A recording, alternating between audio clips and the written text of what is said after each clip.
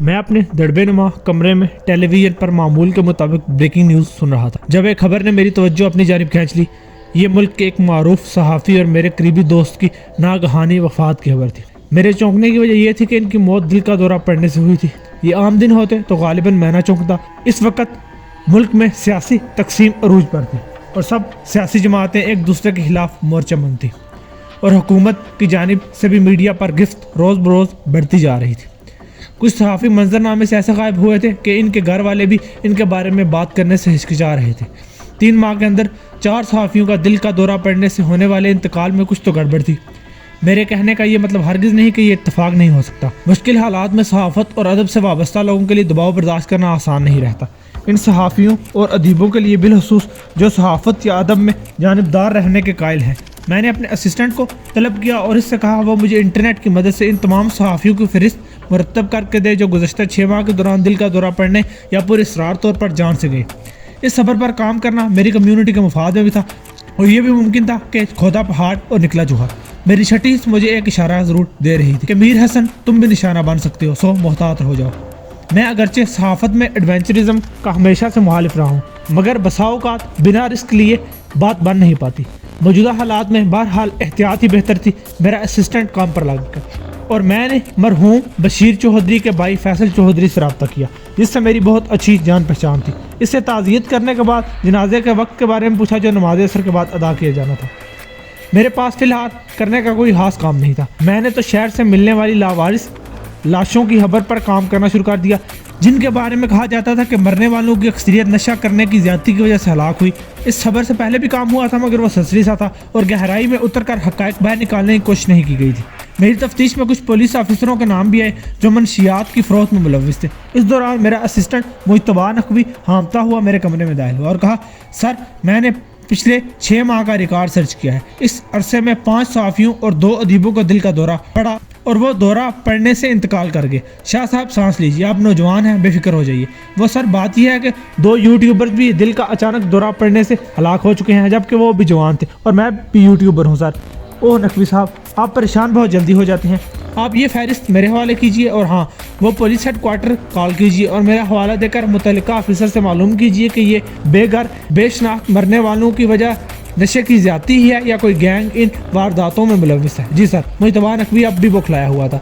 वो दरवाज़ा बंद करके जाने लगा तो मैंने दोबारा मुखातिब किया, नकवी साहब यूट्यूब चैनल ज़रूर चलाइए, मगर इनकलाब लाने की चिंता सियासतदानों पर छोड़ दीजिए। वो मेरी बात समझा या नहीं, मगर मजाक में कहे गए मेरे जुमले ने इस पर गहरा असर किया। इसके चेहरे का रंग जर्द पड़ गया और मैं परेशान हो गया कि कहीं वो खौफ से बीमार ही ना पड़ जाए। मेरा अंदाज़ा गलत था। 6 माह के मुख्तर अरसे में 9 ऐसे अफराद दिल का दौरा पड़ने से जान से गए थे जो समाज में तब्दीली ला सकते थे। वो असर और रसूख के हामिल थे और इनकी राय अवाम में गहरा नफूज रखती थी। और इस सूरत हाल से सबसे तशवीश पहलू ये था कि ये सब लोग दारुल हुकूमत से ही ताल्लुक़ रखते थे। मरने वाले तमाम सहाफ़ियों से मेरी अच्छी सलाम दुआ थी और मेरे इल्म के मुताबिक इनमें से कोई भी दिल के आर्ज़ों में मुब्तला नहीं था। इन दिनों मैं अदीबों के मुतालिक ज़्यादा तो नहीं जानता था, मगर इनकी इनकलाबी शायरी के चर्चे बहुत सुने थे और दोनों यूट्यूबर्स की मौत पर खूब अवावेला मचा था, क्योंकि वो दोनों ही एक ही सियासी पार्टी को सपोर्ट कर रहे थे। वो अपना तारुफ यूट्यूबर इन्फ्लुएंसर के तौर पर करवाते थे और ये इस्तिलाह मुझे हमेशा बोधी महसूस होती है। आप बतौर सहाफ़ी अपने तजर्बे और ताल्लुकात की बिना पर तो हुकूमत को कुछ गलत करने से रोक सकते हैं, मगर मुकम्मल तौर पर इन पर असरअंदाज नहीं हो सकते। जवाब अब यह था कि इस सफ़र पर काम का आगाज़ किस तरह किया जाए। क्या इन अमवात का आपस में कोई ताल्लुक था या मौजूदा सियासी तनाव के बायस ये सहाफ़ी पेशा वाराना दबाव बर्दाश्त नहीं कर सके थे। बहुत से सवाल थे जिनके जवाब तलाशना थे। क्या इन तमाम अफराद की अमवात की वजह यह थी कि ये लोग राय अम्मा बनाने में अहम किरदार अदा कर रहे थे, या इनके अमवात की गहराई में मजीद राज भी पोशीदा थे। ये दरवेश लावारिस लाशों की कहानी में बहुत ज़्यादा गहराई में उतर चुका था, क्योंकि अपने हम पेशा साथियों की बेवक्त मौत ने बेचैन कर दिया था। मैं अमूमन 2 मोबाइल फ़ोन रखता हूँ, एक मोबाइल फ़ोन घर पर बात करने के लिए, जबकि दूसरा सिर्फ पेशा वाराना रवाबित के लिए, और एक और मोबाइल भी मेरे पास होता है जो मैंने कुछ मखसूस लोगों से बात करने के लिए रखा हुआ है, क्योंकि आज के अहद में सहाफ़त करना आसान नहीं रहा। मैंने अपना ये तीसरा मोबाइल फ़ोन निकाला और एक नंबर पर कॉल मिलाई। दूसरी बेल पर ही एक बारी मगर पुरजोश आवाज़ सुनाई दी, मीर साहब हुक्म फरमाइए, हम आपकी क्या सेवा कर सकते हैं। ये एक हसास इदारे के मीडिया सेल के आला तरीन अफसर का ज़ाती नंबर था जो इस किस्म के ऑपरेशन करने में महारत रखते थे। हम कौन होते हैं हुक्म करने वाले, बादशाह घर तो आप हैं जनाब, ये बताइए इस फकीर का नंबर कब आ रहा है? आप दर्ज ना कीजिए, खुलकर बताइए क्या जानना चाह रहे हैं। यही जनाब कि आपकी फहरिस्त में हम कौन से नंबर पर हैं। मीर साहब आप तो हमारे दिल में बसते हैं, फहरिस्त में कोई और लोग होते होंगे क्या? इस फहरिस्त में नवाज चट्ठा, राशिद खान, बशीर चौधरी, नज़ीर अहमद और समर खान भी शामिल थे। क्या बात कर रहे हैं मीर साहब, ये सब बहुत काबिल कदर सहाफ़ी थे। ये दुरुस्त है कि मीर नवाज चट्ठा और बशीर चौधरी से करीबी रब्ता था। ये लोग फहरिस्त में भी मौजूद थे और इनकी सरगर्मियों की तमाम तफसील का रिकॉर्ड महफूज है। दूसरी जानिब से कहा गया, विर्क साहब क्या आपको इन अमवात में कुछ अजीब तो नहीं लग रहा?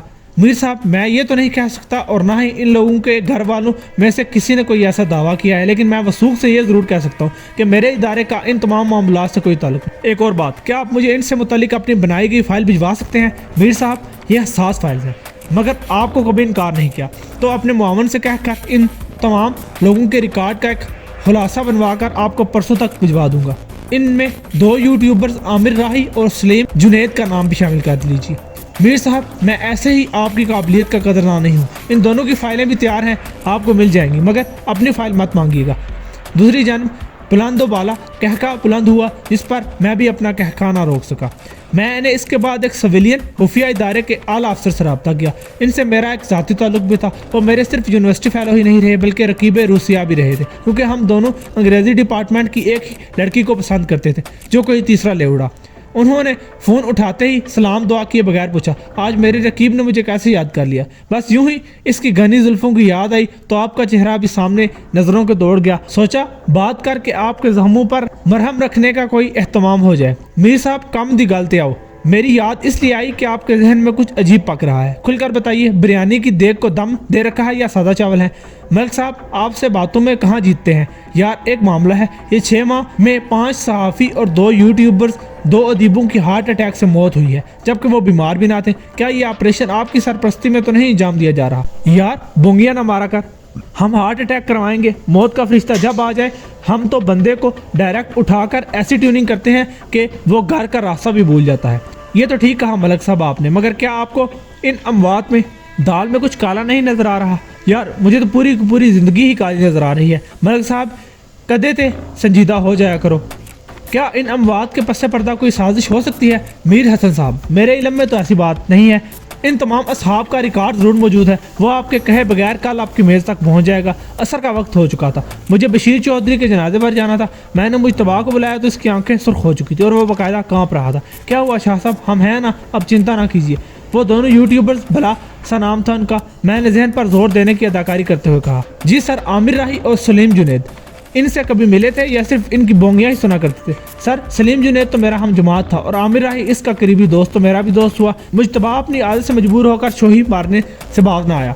मैंने इससे कहा मैं कुछ दिनों वापस आ रहा हूँ, इन दोनों के खानदानों से बात करवाओ और मालूम करो कि क्या वो हार्ट अटैक होने से कबल बीमार रहे या किसी बीमारी का इलाज तो नहीं करवा रहे थे। जी सर, मैं इनका रिकॉर्ड निकलवाता हूँ।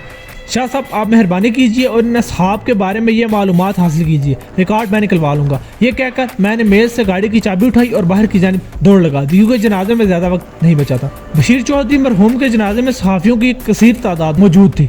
कुछ सियासतदान भी हाज़िरी लगवाने के लिए वहाँ मौजूद थे और कुछ मरहूम के रिश्तेदार। मेरी मरहूम के भाई से अच्छी सलाम दुआ थी। मैंने इनसे ताज़ियत की और आगे बढ़ गया, क्योंकि मुझे मालूम था कि आज इस बारे में बात करना मुनासिब नहीं होगा। मेरी कुछ सहाफ़ी दोस्तों से भी बात हुई, मगर किसी की गुफ्तगू से ऐसा महसूस नहीं हुआ कि वो बशीर चौधरी की मौत पर हैरतज़दा हों, बल्कि वो मरहूम की वो सिफ़ात बयान कर रहे थे जिनके बारे में मरहूम जिंदा होते तो ज़रूर अपना सर पकड़ लेते।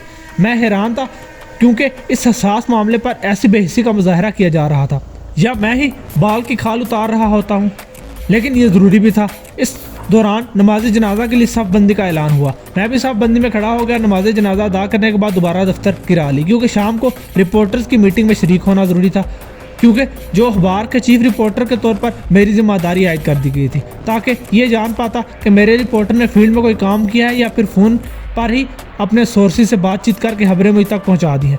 वो सब जानते थे कि मैं एक वर्कर दोस्त पास जो इनके हक के लिए किसी भी हद तक जा सकता है, मगर पेशा वाराना उसूलों पर कोई समझौता नहीं करता, जिसके बायस वो भी दिल लगाकर काम करते थे। वक्त मुकर्रर पर मीटिंग हुई। मैं वापस अपने दफ्तर में आया, कुछ चीज़ों को लाइन अप किया ताकि मालूम किया जा सके कि यह महज एक इत्तफाक है या इस खबर में कोई दम भी है। मैंने एक नंबर पर कॉल की, ये शहर के पुलिस चीफ को की थी। इससे शहर के मौसम, अमन व अमान के हालात पर बात हुई। फिर मैंने इशारतन इनके इल्म में ये लाया कि 5 सहाफ़ी, 2 अदीब और 2 यूट्यूबर 6 महीने में दिल का दौरा पड़ने से हलाक हो चुके हैं। क्या इनको इसमें कुछ अजीब दिखाई देता है? बातों में ये बात निकली कि उन्होंने बेतकल्फ़ी में ये कह दिया। मैं भी आज यही सोच रहा था। फिर उन्होंने इस ख्याल से कि वो एक सहाफ़ी से बात कर रहे हैं बोले, लेकिन मेरा ख्याल है कि ये एक इत्तेफाक था, एक अफसोसनाक इत्तेफाक। और मीर साहब, आप तो जानते ही हैं कि पुलिस ऐसे ऑपरेशन अंजाम नहीं देती। उन्होंने बहुत आसानी से मेरे कहे बगैर खुद को बरी ज़िम्मा करार दे दिया। इनसे बात करने के बाद मेरे दिल के खानों में ये एहसास ज़रूर जागुज़ी हुआ कि शहर का पुलिस चीफ अगर ऐसा सोच सकता है तो ज़रूर दाल में कुछ काला है, या फिर पूरी दाल ही काली है। मैं दफ्तर से निकलने लगा तो मुझतबा पुरजोश अंदाज में मेरी जानिब बढ़ा। शाह साहब, आप अभी दफ्तर में हैं? मैंने इस्तेजाबिया लहजे में दरियाफ्त किया। सर, मेरी दोनों यूट्यूबर्स के घर में बात हुई है और एक हैरत अंगेज बात मालूम हुई है। इन दोनों को हार्ट अटैक होने से कबल बुखार हुआ, जिसके बाद इन दोनों ने एक ही जनरल फिजिशियन से अपना चेकअप कराया, जिसके बाद इनकी तबीयत ठीक भी हो गई और फिर चंद रोज़ बाद ही इनकी वफात हो गई। मैंने मुझतबा का कंधा थपथपाया और ये अहम मालूमात हासिल करने पर इसे शाबाशी दी और कहा मुझे वो डॉक्टर का नाम लिख दे। अगले रोज़ सुबह सवेरे ही मैंने व्हाट्सएप पर रिपोर्टर्स के साथ मीटिंग कर ली, क्योंकि मेरा ख्याल था कि आज का दिन बागम बाग में ही गुजरेगा, और हुआ भी ऐसा। मैंने डॉक्टर के क्लिनिक का नंबर मिलाया तो मालूम हुआ कि वह सुबह 10 बजे से 12 बजे तक मरीजों का मुआयना करते हैं। मैंने भी अपनी अपॉइंटमेंट बुक करा ली। मेरे घर से डॉक्टर साहब की क्लिनिक का फासला ज़्यादा नहीं था। मैंने फ़ौरन ही इनके क्लिनिक का रुख किया। डॉक्टर का नाम कुछ जाना पहचाना महसूस हुआ था, जो क्लिनिक के बोर्ड पर जली हरूफ पे लिखा था। Doctor फरासत Ali Khan, general physician. नाम के साथ डिग्रियों की तफसीलात भी दर्ज थी और कुछ अस्पतालों के नाम भी लिखे गए थे जहाँ डॉक्टर साहब प्रैक्टिस कर चुके थे। मैंने अपनी अपॉइंटमेंट से 5 मिनट पहले वहाँ हाजिरी दे दी, फीस जमा कराई और अपनी बारी का इंतजार करने लगा। जब डॉक्टर फरासत अली खान के कमरे में दाखिल हुआ तो मौसूफ का चेहरा भी जाना पहचाना सा लगा, लेकिन इस वक्त मेरी हैरत की कोई इंतहा ना रही जब डॉक्टर साहब ने मेरी तरफ देखा और अपनी निशित से कुछ यूं उछले गोया करंट लगा हो। मीर हसन साहब, बहुत अरसे बाद दीदार हुआ। मैं हैरत और इस्तेजाब की मुजस्सम तस्वीर बना डॉक्टर साहब की तरफ देखे जा रहा था। क्या हुआ मीर साहब, परेशान क्यों हो गए हैं? मैं डॉक्टर फरासत, आप गालिबन भूल गए। भाई, नौजवानी के दिनों में प्रेस क्लब के क्लिनिक पर कुछ घंटों के लिए जाया करता था और फिर पूरी फिल्म मेरी नज़रों के सामने दौड़ गई। ओ डॉक्टर साहब, वक्त ने हम सबको बदल दिया है। क्या हाल है आपके? मैं तो ठीक हूँ, आप बताइए, क्या बीमारी पास लाई है मेरे? बीमारी तो नहीं, एक खबर की तलाश में आपके पास आया हूँ। मैं आपको क्या खबर दे सकता हूँ? उन्होंने हैरत से इस्तफसार किया। आप ही खबर दे सकते हैं। मैंने उनकी हैरत में मजीद इजाफा कर दिया, जिस पर उन्होंने अपना फ़ोन उठाया और दूसरी जानिब मौजूद रिसेप्शन से मरीजों के बारे में पूछा। इसने कहा एक ही मरीज़ है और 2 ने टाइम ले रखा है। डॉक्टर साहब ने कहा मैं इन मरीज़ को देख लेता हूँ और बाकी 2 मरीजों से कह दीजिए कि मुझे इमरजेंसी में जाना पड़ गया है, मैं इनको शाम में देख लूँगा। और फ़ोन बंद करके मुझे मुखातिब करते हुए कहा, मीर साहब, अभी 10:40 हुए हैं, मैं ये मरीज़ देख लूँ, उसके बाद हमारे पास शाम 7 बजे तक का वक्त ही वक्त होगा। खूब गप्पे मारेंगे मीर साहब। मैंने डॉक्टर फरासत का शुक्रिया अदा किया और बाहर इंतजार गाह में आ गया। डॉक्टर साहब ने वादे के मुताबिक मरीज़ का चेकअप करने में ज़्यादा देर नहीं लगाई और मरीज़ के डॉक्टर के कमरे से बरामद होने के चंद ही लम्हों बाद डॉक्टर साहब मुझे चेहरे पर मुस्कुराहट सजाए बाहर आए और मेरा हाथ पकड़कर मुझे क्लिनिक के बाहर ले गए। हमने करीब ही एक रेस्टोरेंट का रुख कर लिया। मीर साहब बेतकल्लुफ़ होकर बताएं क्या खाएंगे? यहाँ का नाश्ता बहुत मशहूर है। डॉक्टर साहब, इस उम्र में बाहर का खाना नहीं खाना चाहिए। ओ मीर साहब, यूट्यूबर्स बस रेटिंग के लिए ऐसी बातें करते हैं। वर्जिश किया करें, ज़्यादा सोचा ना करें, फिर जो चाहे खाएं। आपके असरार पर एक कप चाय तो पियेंगे, मगर आप आज को पूरी चने का नाश्ता खिलाए बगैर नहीं जाने देंगे। आपने ऐसा नाश्ता इससे पहले कभी नहीं किया होगा। मैंने कहा कि मेरा कोलेस्ट्रॉल हाई रहता है। डॉक्टर साहब ने मगर मुझे लाजवाब कर दिया। हम यहाँ से निकल कर निस्फ घंटा चहलकदमी करेंगे, आपका कोलेस्ट्रॉल नॉर्मल हो जाएगा। क्या कहा था? ज़्यादा सोचा ना करें, खाया करें। उन्होंने वेटर को नाश्ते का आर्डर दिया और मेरी तरफ से मुखातिब होकर कहा, कोई ऐसी कहानी है जो आपको मेरे पास लाई है? मैंने उनसे सलीम जुनैद और आमिर राही के बुखार और फिर हार्ट अटैक के बारे में बात की तो उनके चेहरे का रंग उड़ गया। उन्होंने कहा दोनों इत्तेफाक से ही मेरे पास आए थे, क्योंकि प्रेस क्लब के अक्सर दोस्त मेरा हवाला दे देते हैं। इनको आम मौसमी बुखार था। मैंने इनके तमाम टेस्ट भी करवाए जो कि नॉर्मल थे और ऐसी कोई अलामत नहीं थी कि यूँ अचानक दिल का दौरा पड़ने से मौत के मुंह में चले जाते। मीर साहब, हैरियत तो है ना? हैरियत ही तो नहीं डॉक्टर साहब। मैंने ऐसे लहजे से कहा कि डॉक्टर साहब सिटपटा कर रह गए। वो मुझसे एक सवाल करने ही वाले थे कि मैंने नामों की एक फहरिस्त इनके सामने रख दी और पूछा, क्या इनमें से कोई आपका मरीज़ रहा है? उन्होंने 2 नामों पर कहा, ये दोनों भी मेरे पास मरीज़ रह चुके हैं। एक मौसूफ को मौसमी फ्लू हुआ जबकि दूसरे साहब को गालिबन मलेरिया हुआ था। डॉक्टर साहब, क्या आपको अपने सारे मरीजों के नाम और बीमारियां यूं याद रह जाती हैं? मैंने मानी हर्ज लहजे में कहा। डॉक्टर साहब ने बहुत नपे तुले अंदाज में जवाब दिया, देखिए मीर साहब, एक अच्छे सहाफ़ी और डॉक्टर की याददाश्त इसकी कामयाबी का राज है। मैंने आपको पहली नज़र में पहचान लिया मगर आपने नहीं पहचाना, तो क्या आपके कहने के मुताबिक मैं एक नाकाम सहाफ़ी हूँ? मैंने डॉक्टर साहब के तंज को समझते हुए सवाल दाग दिया। नहीं नहीं मीर साहब, मैं ये गुस्ताखी नहीं कर सकता, आपसे तो पुराना याराना है। डॉक्टर साहब के चेहरे पर मेरे मजाक से कदरे इत्मीनान की झलक लौट आई। इसी स्नाम में मेज़ पर नाश्ता लगाया जा चुका था। मैंने इस कदर हंसता पूड़ी नहीं खाई थी और चनू का तो जवाब भी नहीं था। इस पर हलवे ने मज़ा दुबाला कर दिया। मैंने जी भर कर नाश्ता किया और डॉक्टर साहब खुशगवार हैरत से मेरी तरफ देख रहे थे। मीर साहब कैसा रहा नाश्ता? बहुत खूब डॉक्टर साहब, ऐसा नाश्ता नसीब वालों को ही मिलता है। मैंने दिल से तारीफ की। हम नाश्ता कर चुके तो डॉक्टर साहब के वादे के मुताबिक चहलकदमी के लिए करीबी सेक्टर के पार्क का रुख किया। डॉक्टर साहब, क्या कोई ऐसा जहर है जिसे खाकर हार्ट अटैक हो जाता हो? मैंने सवाल किया। हाँ, ऐसा मुमकिन है। जहर नहीं मगर अद्वियात का नुस्खा इस तरह बनाया जा सकता है कि जिससे दिल की शरियानें सिकुड़ जाएं या ब्लड प्रेशर बहुत ज़्यादा हो जाए, और यह भी मुमकिन है कि खून के लोथड़े बन जाएं। डॉक्टर साहब ने संजीदगी से जवाब दिया। क्या आप ऐसा नुस्खा बना सकते हैं? मैंने बहुत संजीदगी से सवाल किया, मगर डॉक्टर साहब गिरते गिरते बचे। मैंने फ़ौरन डॉक्टर साहब का हाथ थामा और हम दोनों ने दिल खोल कर कहका लगाया। मीर साहब, मैंने कभी ऐसा नुस्खा नहीं बनाया। इसके लिए अद्वियात की मालूमात होनी चाहिए। इस मामले में फार्मासिस्ट ज़्यादा माहिर होते हैं। डॉक्टर साहब ने बहुत सोच बचार का जवाब दिया।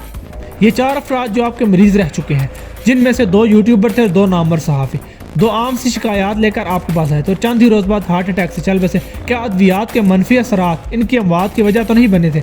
मीर साहब, मैं आपकी सहाफ़ती सलाहियतों का कायल तो हूँ, मगर आप जैसा ज़हीन सहाफ़ी शाज़ो नादर ही देखा है। ये मुमकिन हो सकता है, मगर मैं नुस्खा लिखते हुए बहुत एहतियात करता हूँ, जिसके बायस ऐसा इम्कान निस्फ है। मैं फिर भी इन मरहूमीन के तिब्बी रिकॉर्ड की जांच करूंगा और आपको भी एक कॉपी भिजवाऊंगा। डॉक्टर साहब ने संजीदगी के साथ जवाब दिया और फिर हम यूं ही गुफ्तगू करते हुए एक बार फिर डॉक्टर साहब की क्लिनिक तक आ गए। मीर साहब, मुझे याद पड़ता है कि आप से पहले भी मुझसे इसी नौयत का सवाल पूछा जा चुका है, मगर ये जवानी की बात है। मुझे याद नहीं कि ये सवाल पूछने वाला कौन था। क्या पता आपकी खबर का सिरा यहीं कहीं मौजूद हो। डॉक्टर साहब, आपको कुछ याद भी आए तो मुझसे ज़रूर रब्ता कीजिएगा। मैंने ताकीद की और दोबारा अपना नंबर भी दिया, जो अमूमन तौर पर इस वक्त दिया करता था जब मैं किसी हसास कहानी पर काम कर रहा होता। मैं खुद भी गोमुगू का शिकार हो चुका था। मेरी छठी हिस्स ने मुझे परेशान कर रखा था कि कुछ और ऐसी अमवात भी होने जा रही थी, मगर इन अमवात का जिम्मेदार कौन था यह महज इत्तेफाक था। मेरे लिए हकीकत तक पहुंचना आसान नहीं हो पा रहा था। मैंने गाड़ी स्टार्ट करने से पहले सोचा एक 2 कॉल्स ही कर ली जाए। मैंने पुलिस के डिप्टी चीफ को कॉल की, जो मेरा बहुत ज़्यादा एहतराम करते थे, क्योंकि CSS करने के बाद ASP के तौर पर इनकी तैनाती के दिनों में मेरी इनसे याद अल्लाह थी, और इसके बाद वो एक सीनियर पुलिस ऑफिसर थे। और इस दौरान हम दोनों का ताल्लुक इसलिए भी कायम रहा कि वो एक सुलझे हुए और ईमानदार पुलिस ऑफिसर तो थे ही, बल्कि दोस्तों के दोस्त भी थे। उन्होंने दूसरी बेल पर ही मेरी कॉल अटेंड कर ली और छूटते ही पूछा, मीर साहब, क्या हाल अहवाल है आपके? बहुत दिनों से आपको ही याद कर रहा था। वो आपके असिस्टेंट की कुछ कॉल आई थी। मैंने इसे मुतल्लिका ऑफिसर का नंबर दे दिया और कुछ आदाद शुमार भी फ्राहम कर दिए थे।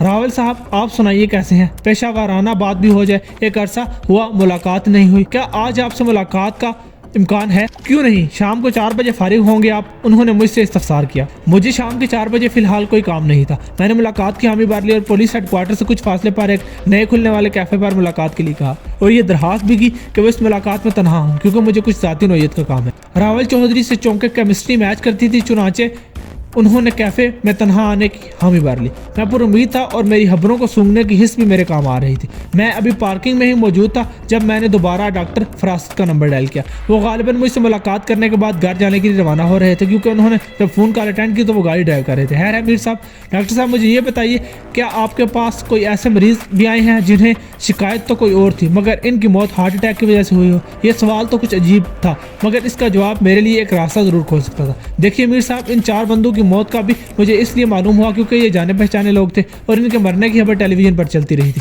मेरे इल्म के मुताबिक तो मेरे मरीजों में से किसी और की यूं मौत नहीं हुई। आप एक और काम कीजिए, जहमत ही दे रहा हूं, मगर हो सकता है 3 निशाने पर लग जाए। आपके पास इलाज करने के लिए आने वाले मरीजों में ऐसे मरीजों का रिकॉर्ड भी ज़रूर मौजूद होगा जो 6 माह के दौरान 1 बार या 2 बार आने के बाद दोबारा नहीं आए होंगे, और वो छोटे से छोटे मसले के लिए भी आपके पास आते होंगे। क्या आप मुझे ऐसे मरीजों का रिकॉर्ड फराहम कर सकते हैं? देखिए मीर साहब, मैं अपने मजीद मरीजों का रिकॉर्ड तो आपसे किसी तौर पर शेयर नहीं कर सकता। आपकी मदद ज़रूर कर सकता हूँ। कैसे मरीजों से रब्ता करो जिन्होंने इन 6 माह के दौरान मुझसे रुजू नहीं किया? डॉक्टर साहब ने कतियत से जवाब दिया। डॉक्टर साहब की इस मदद पर मैंने दिल खोलकर उनका बेशकी शुक्रिया अदा किया। मुझे इल्म तो नहीं था, मगर मेरा आज का दिन बहुत ज़्यादा मसरूफ़ होने जा रहा था। मैंने अगली कॉल अपने हेल्थ रिपोर्टर मुश्ताक अब्बासी को की, जो मेरा शागिर्द भी था। मैंने इस वक्त सिर्फ ये कहा कि मुझे आज शाम तक पिछले 6 माह में हार्ट अटैक से मरने वाले मरीजों का मुकम्मल डाटा चाहिए। सर, दोपहर का 1 बज रहा है और आप जानते हैं कि इन चंद घंटों में ये काम आसान नहीं होगा। मेरे बच्चे, तुम मेरे शागिर्द हो। शाम के 4 बजे तक तुम ये रिकॉर्ड निकलवा सकती हो, क्योंकि अब ये सारा रिकॉर्ड कंप्यूटराइज किया जा चुका है, इसलिए फ़ौरन इस काम पर जुट जाओ। हो सकता है आज का दिन तुम्हारे लिए हास हो। मैंने तवक्कुफ किया और कहा शाम में मुलाकात होती है, और यह कहकर मैंने फ़ोन बंद कर दिया। मैंने एक और सिविलियन इदारे के आला अफसर को कॉल की। वो मेरे पुराने शनासा थे और बहुत सी गुत्थियों को मैंने इनके जरिए ही सुलझाया था। वो मेरे लिए मददगार साबित हो सकते हैं। उन्होंने हमेशा की तरह एक अहम मीटिंग में मसरूफ़ होते हुए भी मेरी कॉल अटेंड की और मेरी पूरी बात गोशगुजार करने के बाद मुझसे दोबारा रब्ता करने का वादा किया। मैं अब हकीकत तलाश करने के लिए बहुत ज़्यादा मुसाफिर तय कर चुका था। मुझे उम्मीद थी कि मैं अगर गलत सिमत में नहीं जा रहा तो ज़रूर इस कहानी के लिखने वाले मुसन्निफ तक पहुँच जाऊँगा। दोपहर के 2 ही बजे थे। मैंने सोचा क्यों ना बशीर चौधरी मरहूम के छोटे भाई फैसल चौधरी से मुलाकात कर ली जाए। मैंने फैसल चौधरी का नंबर डायल किया मगर इसने कॉल पिक नहीं की। मैं तमाम मालूमात को जोड़ रहा था तो मेरे जहन में कुछ चीज़ें तो वाज़ेह हो रही थी मगर कुछ धुंधला सा हाका भी नहीं बन पा रहा था। और मैं रहा हमेशा का जल्दबाज। मेरे जहन में जब खुजली होती है तो फिर मैं कुछ कर गुजरता था और सहाफ़ती इक़दार भी भूल जाया करता था। मैंने इस वक्त फैसल चौधरी की कॉल का इंतजार करना हमाकत ख्याल किया और गाड़ी का रुख बशीर चौधरी के घर की जानिब कर दिया। मेरा जल्दबाजी में यह किया गया फैसला दुरुस्त साबित हुआ क्योंकि मैं अभी मरकजी शाहराह पर ही पहुंचा था कि मुझे फैसल चौधरी की कॉल आ गई। हसन भाई आपकी कॉल आ रही है। मैं ज़रा ताज़ियत करने वालों के साथ मसरूफ़ था। बताइए फैसल, क्या अभी मुलाकात हो सकती है? मैं घर से ज़्यादा दूर नहीं हूँ। भाई आपको कैसे इनकार कर सकता हूँ? आप आइए, मैं आपका मुंतज़िर हूँ। मुझे बशीर चौधरी मरहूम के घर तक पहुँचने में सिर्फ 10 मिनट लगे।